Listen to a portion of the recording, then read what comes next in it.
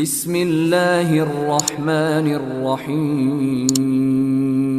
அஸ்ஸலாமு அலைக்கும் வரஹ்மத்துல்லாஹி வபரகாத்துஹு. அன்பிற்குரிய இஸ்லாமிய உறவுகளை, இந்த விஜய் என்ற கூத்தாடிக்கு பின்னால இஸ்லாமிய சமுதாய மக்கள் அவரை நம்பி சென்று இஸ்லாமிய சமுதாய மக்களுடைய ஓட்டை பிரிக்கக்கூடிய பாசிச சக்திகளுக்கு துணை போகக்கூடிய காரியத்தை செய்து வருகிறார்கள் என்று நம்ம பேசியிருந்தோம். அதில் குறிப்பாக விஜய் என்பவர் பாசிசத்திற்காக துணை போகக்கூடியவர் தான் என்பதற்கு பல்வேறு விதமான விஷயத்தை சுட்டி காண்பித்திருந்தோம்.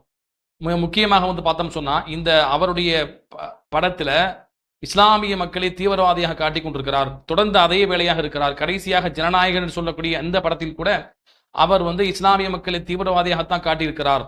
அப்ப அவர் நம்பி எப்படி நீங்க போறீங்கன்னு சொல்லி நம்ம கேட்டிருந்தோம். அப்ப பாத்தீங்கன்னு சொன்னா, சில இஸ்லாமிய மக்கள் என்ன செய்யறாங்கன்னா, இந்த ஜனநாயகன் படத்துல பாத்தீங்கன்னு சொன்னா, அது பிரச்சனையை காட்டப்பட்ட படம் தான்.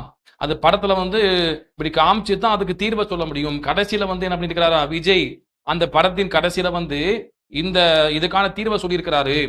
இது மாதிரி பாஜக போன்ற ஆளும் வர்க்கம் தான் இந்த மக்களை தூண்டி இப்படி செய்ய வைக்குது, இஸ்லாமிய மக்கள் தீவிரவாதி இல்ல அப்படிங்கிற மாதிரி தான் அவர் பேசியிருக்கிறாரு.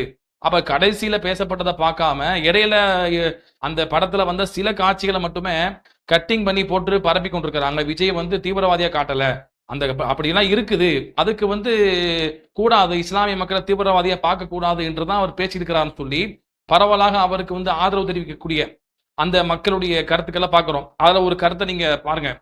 ஜனநாயகன் முஸ்லிம்களுக்கு எதிரானது அப்படின்னு பள்ளிவாசல்ல போன வெள்ளிக்கிழமை ஒரு இமாம் ஜும்மா ஸ்பீச் பண்றாரு. இன்னொரு பள்ளி இமாம் இது ரிலேட்டட் வீடியோ வாட்ஸ்அப் குரூப்ல ஷேர் பண்ணி, பாருங்க டிஎம்கேக்கு ஓட்டு போடுங்க, டிவி கேக்கு போடாதீங்கன்னு சொல்றாரு. இன்னொரு சம்பவம், தூத்துக்குடியில அந்த ஊர் ஜமாத் நிர்வாகிகளை கலைஞர் அரங்கத்துல ஒன்னா சேர்த்து மனிதநேய மக்கள் கட்சி நிர்வாகி இது ஒரு போர், விஜய் பிஜேபி தான் அனுப்பியிருக்குன்னு ஒரு ஃபயர் ஸ்பீச். இவரு கொடுத்த 2 சீட் தர்மத்துக்காக பேசுறாரு. முன்னாடி சொன்ன 2 இமாம் மார்க்க படிச்சவங்க தானே. உங்க மார்க்கம் உறுதிப்படுத்தப்படாத விஷயத்த பரப்புறது தப்புன்னு சொல்லலையா? அவனே காசுக்கு கூவி வீடியோ போடுறானா, அது உண்மையா பொய்யான்னு கூட தெரியாம ஷேர் பண்ணா உங்களுக்கு பள்ளி இமாமா இருக்க என்ன தகுதி இருக்கு? சினிமா கதை அப்படின்றது ஒரு தவறான கருத்தம் இருக்க, அந்த கதையை காமிச்சு அதை மக்கள் எப்படி எடுத்துக்கிறாங்கன்றத காமிச்சு அது தப்பு, மக்கள் இப்படி நினைக்காதீங்கன்னு சொல்ல புரிய வைக்கிறது தான் ஸ்டோரி டெல்லிங். ஒரு பிரச்சனையை காமிக்காம அதுல இருக்க உண்மையை எப்படி வெளியே கொண்டு வருவீங்க? மூக்குத்தி அம்மன் பாத்தீங்களா எல்லாரும், அதுல 2 விஷயத்த சொல்ல வராங்க. போலி சாமியார், இந்து மதம் என்ற பேர்ல மக்களை மேனிபுலேட் பண்ணாதீங்கன்னு. அங்க மெசேஜ் இந்து மதம் தப்புன்னு இல்ல, மதத்தோட பேர் வச்சு மக்களை ஏமாத்துறது தப்பு அப்படின்றது தான் மெசேஜ். சோ இப்போ இது இந்து மக்களை தப்பா காமிக்குதா இல்ல போலி சாமியாரை எக்ஸ்போஸ் பண்ணுதா? எல்லாருமே சிறைப்படத்தை தூக்கி வச்சு கொண்டாடுனீங்களா, எஸ்பெஷலி முஸ்லிம்ஸ், முஸ்லிம் தலைவர்கள், எழுத்தாளர்கள். அதுலயும்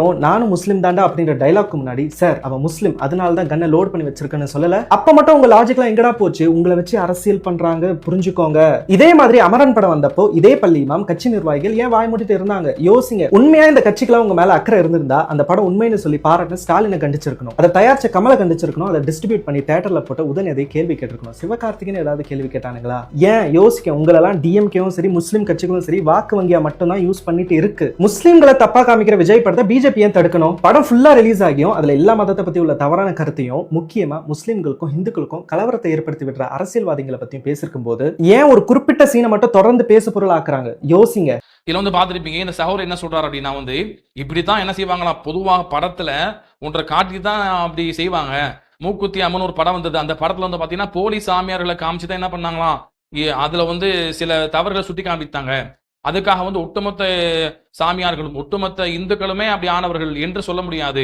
அதே போலதான் இந்த படத்திலையும் இப்படி காமிக்கப்பட்டிருக்கு. இல்ல ஒட்டுமொத்த இஸ்லாமிய சமுதாயத்தையும் சொல்ல வரல, அதுல சில பேர் தான் தீவிரவாதியா இருக்கிறான், அதைத்தான் காட்டப்பட்டிருக்கு. இது படத்துல இப்படித்தான் காட்டப்படும். நடக்கக்கூடிய அந்த பிரச்சனையை காமிச்சு தான் அதற்கான தீர்வு சொல்லப்படும் என்று அவர் என்ன செய்யறாரு, பேசுறாரு. ஆனா பாத்தீங்கன்னா அப்படி கிடையாது. ஏன்னு சொன்னோம்னா இஸ்லாமிய மக்கள் எங்க இது மாதிரி செஞ்சாங்க? இஸ்லாமிய மக்கள் தமிழகத்துல அல்லது இந்திய அளவுல மக்கள் கூடக்கூடிய கோவில்கள்ல, மத ஆலயங்கள்ல, மக்கள் கூடக்கூடிய பொது இடங்கள்ல, எந்த இடங்கள்ல இஸ்லாமிய மக்கள் கொண்டு வச்சிருக்காங்க நீங்க பாத்தீங்கன்னு சொன்னா, இந்த ஜனநாயக படத்துல காண்பிக்கப்பட்டது மதுரையுடைய பகுதியை காட்டப்பட்டிருக்கு. மதுரையில் முஸ்லிம்கள் அதிகமா வாழக்கூடிய அந்த பகுதியில குண்டு வைத்து இஸ்லாமிய மக்கள் பொதுமக்களை கொலை செய்வதை போல காமிச்சிருக்கிறான். அப்ப அப்படி காமிக்கப்பட்டதும் போலி சாமியாராக படத்துல காமிச்சதும் 2 ஒண்ணா? எப்படி இஸ்லாமிய மக்கள் இப்படி செஞ்சாங்களா? எந்த இடத்துல இஸ்லாமிய மக்கள் இப்படி குண்டு வச்சான், அதனுடைய பழக்கமா இருக்குது, அப்படி செஞ்சுட்டு இருக்கிறான் தமிழகத்துல, அப்படி ஏதாவது சம்பவத்தை காட்ட முடியுமா? அப்படி எதுவுமே கிடையாது. இன்னும் இந்திய அளவுல பார்த்தோன்னு சொன்னா, இஸ்லாமிய மக்கள் மீது பழி போட்டு விட்டு இந்த RSS காரன் என்ன பண்ணா, அவன் தான் குண்டு வச்சிருக்கிறான். கோத்ரா குண்டுவெடிப்பு, ரயில் குண்டுவெடிப்பு முதற்கொண்டு நிறைய இடங்கள் வந்து பாத்தீங்கன்னு சொன்னா இஸ்லாமிய மக்கள் மீது பழி போடுவதற்கு இந்த பாஜகவை சார்ந்த RSS சார்ந்த அவன் என்ன பண்ணா, காவி கும்பல் அவன் வந்து குண்டு வச்சு போட்டு கடைசியில பழைய தூக்கி இஸ்லாமிய மக்கள் மீது போட்டிருந்தான்.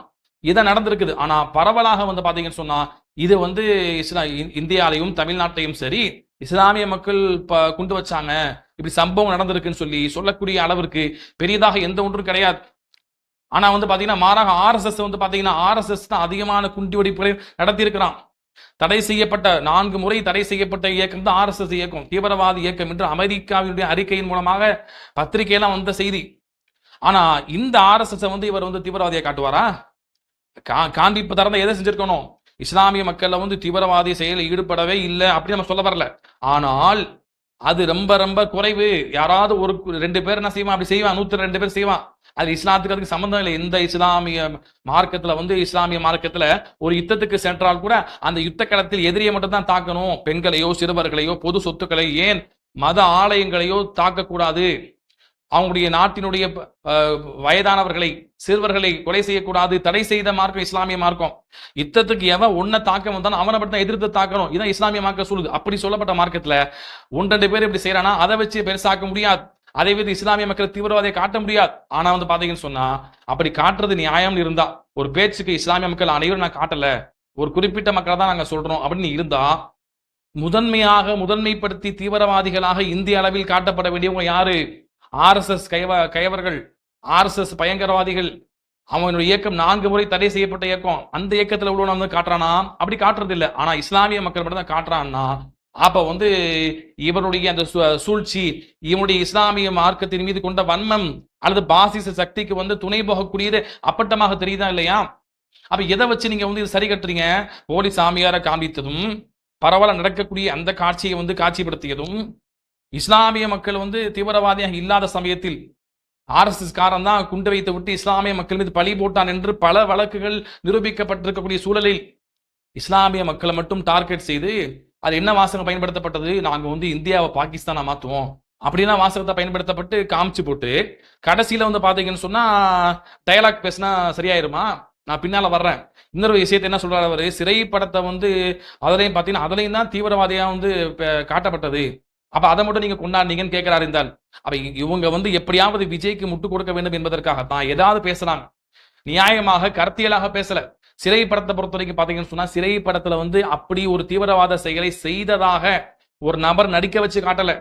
அந்த முஸ்லீமா இருப்பதன் காரணமா அந்த போலீஸ்காரன் வந்து எச்சரிக்கையா இருந்தேன் என்பதற்காக மட்டும்தான் அதை சந்தேகப்பட்ட அந்த போலீஸ்காரன். அப்ப சந்தேகப்பட்ட நபரை வந்து சந்தேகப்படக்கூடாதுன்னு சொன்னாங்க.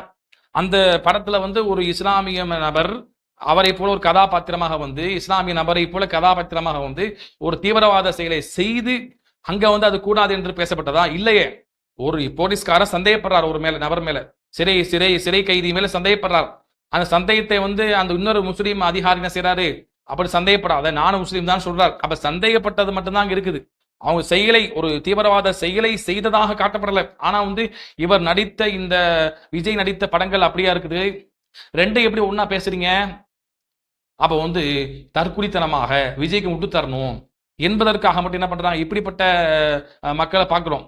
அதாவது நீங்க பாருங்க, துப்பாக்கி படத்துல வந்து பாத்தீங்கன்னா அதுல வந்து விஜய் எப்படி காமிச்சிருப்பாரு, எந்த அளவுக்கு சொன்னா ஸ்லீப்பர் செல்லாக இஸ்லாமிய மக்கள் காமிச்சிருப்பார். பாகிஸ்தான் போன்ற நாடுகளுக்கு தீவிரவாதிகளுக்கு இங்க இருந்து தகவல் கொடுக்கக்கூடிய மக்களை காமித்திருப்பார். சாதாரணமா கடை வச்சிருப்பான், சாதாரணமா முஸ்லீமா இருப்பான், பெரிய அளவுல அடையாளப்படுத்திக்க மாட்டான், தாடி வச்சிருக்க மாட்டான், பெரிய அளவுல சாதாரணமான முஸ்லீமா இருப்பான், சாதாரணமாக வந்து கடை வச்சிருப்பான். ஆனா அவன் என்ன செய்வானா, ஸ்லீப்பர் செல்லாக உளவாளியாக பாகிஸ்தான் போன்ற தீவிரவாத அமைப்புகளுக்கு துணை போவான் என்று இஸ்லாமிய மக்களை வந்து இஸ்லாமிய மக்கள் இப்படி பரவலா செய்வான், இந்திய நாட்டை பாகிஸ்தானை மாத்தக்கூடிய வேலையை பார்க்கிறான் அப்படின்னு சொல்லி இஸ்லாமிய மக்களை மட்டுமே டார்கெட் பண்ணி தீவிரவாதியா காட்டி கொண்டு இருக்கும் பொழுது இதை வந்து சாதாரணமான பிரச்சனை போல நடக்கக்கூடிய விஷயத்தை தான் காட்டுறாங்க என்று கடந்து போனா எப்படி? அப்ப நீ நடக்கக்கூடிய விஷயத்தை காட்டுவதாக இருந்தா அதிகப்படியாக இஸ்லாமிய மக்களை விட அதிகப்படியாக காட்ட வேண்டியவர்கள் இந்த காவி பயங்கரவாத RSS கும்பல். இந்த RSS கும்பலை வந்து நீங்க காமிச்சீங்களா? காமிக்கலையா? அப்ப என்ன அர்த்தம்? அப்ப இஸ்லாமிய மக்கள் மீது மட்டும் இப்படி வன்மம் கொண்டு அந்த வன்மத்தை தீர்த்துக் கொள்வதற்காக என்ன பண்றாங்க, இந்த படத்துல விஜயை கூப்பிட்டு நடிக்க வைக்கிறாங்க. அதற்கு இவர் சம்மதிக்கிறாருன்னா அப்ப அந்த சிந்தனை தாக்கத்துக்கு உடன்பட போய் தானே சம்மதிக்கிறாரு. அந்த சிந்தனை தாக்கம் எனக்கு கிடையாது, இஸ்லாமிய மக்கள்லாம் வந்து அப்படி கிடையாது, நான் தீவிரவாதியை பார்க்கறேன்னு சொன்னா அந்த சித்தரிக்கப்பட்ட அந்த படத்தில் ஏன் நடிக்கணும்? இவர் உச்சகட்ட நடிகர், இவர் சொல்வதை தான் அதாவது இயக்குனர் கேட்கணும். இயக்குனர் சொல்லி கேட்கக்கூடிய இடத்துல சாதாரணமா நடிகராக இவர் இல்ல, உச்சகட்ட நடிகராக இருந்தா இவர் சொன்னாதான் அங்க வேலை ஆகும். இவர் மறுத்தாருன்னா அதை ஒன்றும் செய்ய முடியாது. அப்ப இவர் வச்சுதான் படம் எடுக்கணும், இந்த படத்துக்கு இவர் தான் பொருத்தமான ஆளு இருக்கும் பொழுது இவர் மறுத்தாருன்னா அந்த இயக்குனரால இவரை மீறி எதை செய்ய முடியாது. அந்த அளவுக்கு உச்சகட்ட நடிகராக இருக்கும் பொழுது இவர் விரும்பி தான் அதை செய்யறாரு. அப்ப இவருக்கும் இஸ்லாமிய மக்கள் மீது வன்மம் இருக்கிறது. இப்ப தேர்தல் காலத்துல வந்து நோன்பு கஞ்சி குடிச்சுட்டா மாறிடுமா, சரியா போயிடுமா? அப்ப இவர் வந்து இஸ்லாமிய மக்கள் மீது வன்மம் கொண்ட பாசிச சக்திகளுக்கு விரும்பி தான் துணை போகிறார் என்று தெளிவாக நம்ம பார்க்கிறோம். அதே போல வந்து அவர் சொல்றாரு, அமரன் திரைப்படத்துல வந்து பாத்தீங்கன்னா வந்து இஸ்லாமிய மக்கள் பெருசா கண்டிக்கலைங்கிறார். அமரன் திரைப்படத்தை இஸ்லாமிய மக்கள் கண்டிக்கலையா? இவர் எந்த உலகத்துல வாழ்றாங்க? எவ்வளவு தூரம் அதுக்காக வந்து போராட்டங்கள் நடத்தப்பட்டது, எவ்வளவு இயக்கங்கள் வந்து அதை குரல் கொடுத்தாங்க, விஸ்வரூப படத்தை குரல் கொடுத்தா எல்லாமே கொடுக்கதான் கொடுக்காம இல்லை. ஆனா வந்து பாத்தீங்கன்னா விஜய்க்கு அதிகமாக வந்து இன்னைக்கு எதிர்க்க காரணம் என்ன? இன்னைக்கு இஸ்லாமிய மக்கள் விஜயை நம்பி போறாங்க. எந்த இஸ்லாமிய மக்கள் கமலை நம்பி ஓட்டு போடல. கமலை வந்து அவர் வரணும்னு சொல்லி என்ன செய்யல, இஸ்லாமிய மக்கள் பெண்கள் இறங்கி வாக்கு சேகரிக்கல, அல்லது வந்து இந்த மற்ற நடிகரை தூக்கி கொண்டாடல. ஆனா இந்த விஜய் என்ன பண்றாங்க, இஸ்லாமிய மக்கள் தூக்கி கொண்டாடுறாங்க. எந்த அளவுக்கு போயிட்டாங்க சுப்ஹானல்லாஹ். இஸ்லாமிய மக்கள் அவருக்காக வேண்டி வாக்கு சேகரிக்கிற பேர்ல கொட்டடித்து கொண்டு ஆண்களுக்கு முன்னால ஆட்ட போட்டு கொண்டிருக்கிறாங்க. தமிழகத்துல இப்படியான ஒரு சம்பவத்தை இஸ்லாமிய சமுதாயத்திற்கு மத்தியில பார்த்ததே இல்லை.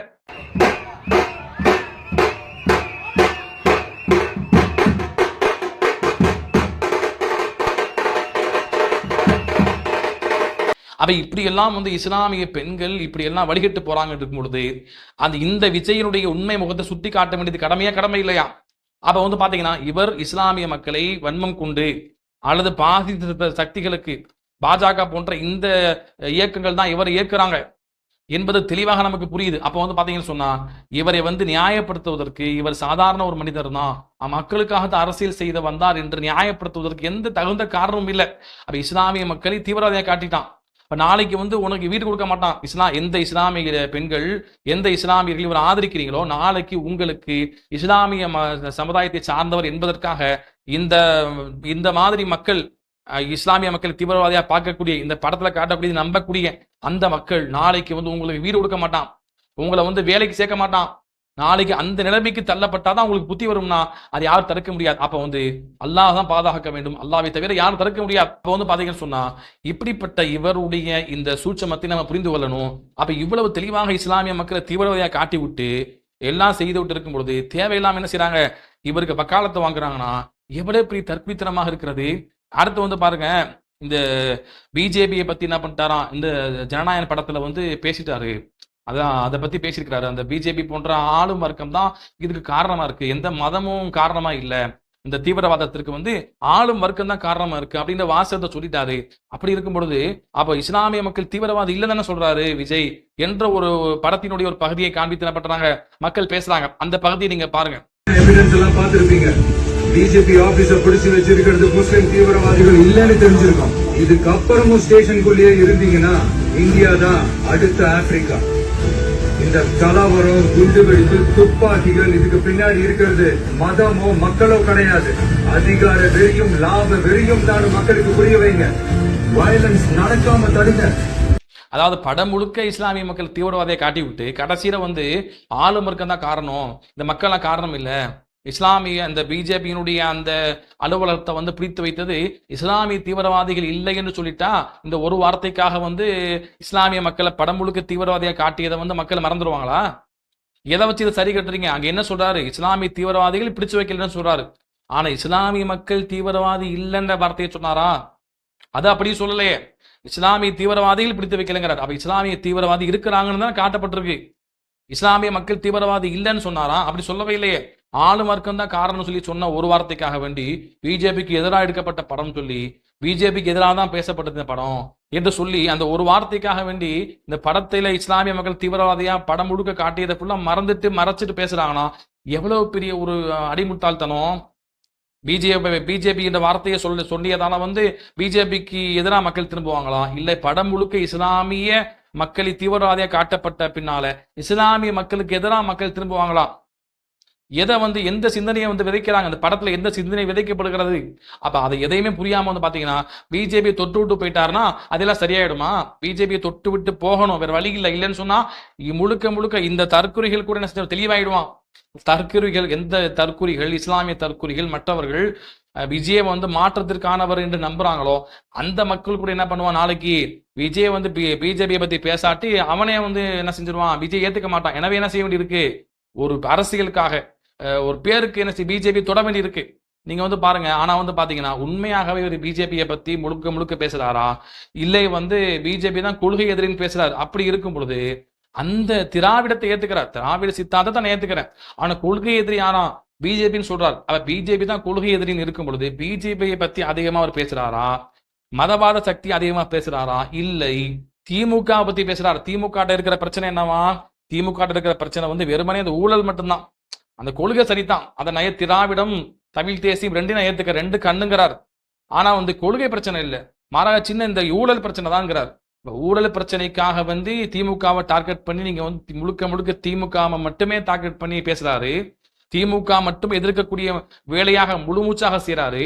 ஆனா கொள்கை எதிரியா இருக்கக்கூடிய பாஜகன்னு சொல்லி போட்டு ஆரம்பத்துல அதை பத்தி பின்னால அவர் வாய் திறக்கவே இல்லையே. அப்ப இது யாருக்காக வேலை செய்யறாரு?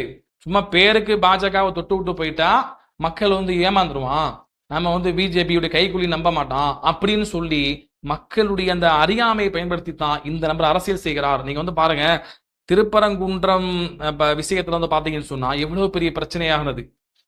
இந்த காவிக பயங்கரவாதிகள் அந்த திருப்பரங்குன்றம் மலையை வைத்து என்ன பண்றாங்க, மிகப்பெரிய அளவுல வந்து ஒரு மத வெறுப்பை உண்டு பண்ண பார்த்தா. ஆனா மதுரை மக்கள் தெளிவா இருந்தாங்க, இந்துக்கள் வேறு இந்துத்துவா வேறு, மக்கள் தெளிவா இருக்கிறாங்க. ஆனா வந்து இந்த திருப்பரங்குன்ற விஷயத்துல விஜய் வாய் திறந்தாரா? ஏன் திறக்கல? திறந்தோம்னா பிஜேபிக்கு எதிராக பேச வேண்டி வந்துடும், முழுக்க முழுக்க பிஜேபி மட்டுமே திட்ட வேண்டி இருக்கும். அப்ப அண்ணன் சொல்ல போனா அந்த நேரத்துல திமுக வந்து அங்க வந்து இஸ்லாமிய மக்கள் சார்பாக இருந்தார்கள். அப்ப இந்த நேரத்தில் விஜய் மௌனமா தான் இருக்கணும். அதுதான் பிஜேபி வந்து இவரை ஆட்டி படைக்கிறது, பிஜேபியுடைய ஆள் என்பதற்கு மிகப்பெரிய ஒரு சான்று. இதை நம்ம வந்து பார்க்க வேணாமா? இன்னைக்கு அந்த ஜனநாயக படத்துல இஸ்லாமிய மக்கள் குண்டு வைத்ததா காட்டக்கூடிய இடம் வந்து மதுரை சார்ந்த இடமா காட்டுறாரு. அப்ப இதுவெல்லாம் வந்து உண்மையாகவே வெளிப்படையாக இவ்வளவு தெளிவாக நம்ம பார்க்கும் பொழுது இவர் RSS பிஜேபியினுடைய கைகுலி தான் செயல்படுகிறார். வெறுமனே திமுகவை வந்து ஊழல் விஷயத்துல மட்டும்தான் திமுக பிரச்சனைன்னு சொல்லி போட்டு கொள்கை எதிரியாக இருக்கக்கூடிய பாஜகவை வந்து பேருக்கு ஒரு ஊரக மாதிரி தொட்டுட்டு, ஆனா முழுக்க முழுக்க திமுகவை மட்டுமே டார்கெட் பண்ணி அடிக்கிறாருன்னா திமுகவுக்கு போகக்கூடிய ஓட்டை பிரிக்கணும், அதான் நோக்கம். திமுக இன்னைக்கு டிவிக்கு திமுக 2 தான் போட்டியேங்கிறாரு.